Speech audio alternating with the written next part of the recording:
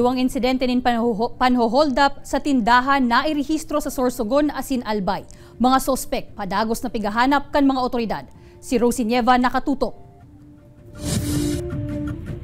Pasado alas 7:30 nin Banggi kan Agosto 30, 2023, kan laukonin duwang armadong lalaki ang sarong tindahan nin pritong manok sa barangay Kumadkad, Castilla, Sorsogon. Sa kuakan CCTV sa lugar, mahihiling na nagmalumalong customer ang mga sospek alagad bigla na sanang pigluwas kan mga iniandarang badil asin nagdeklarar nin hold up.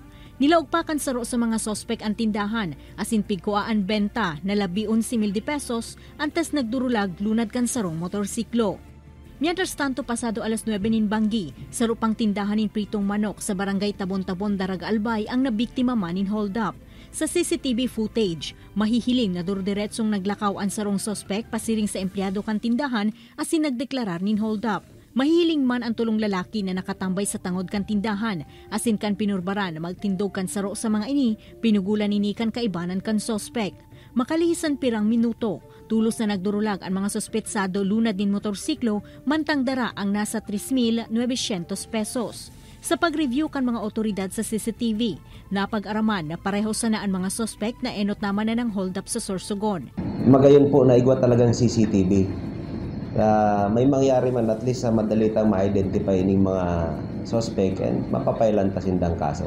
Sa ngunyan padagos pang pigsususog kan mga otoridad ang mga suspetsado na embwelto sa magkasuway na insidente nin pang hold up. Ini si Rosie Nieva, Balitang Bicolandia.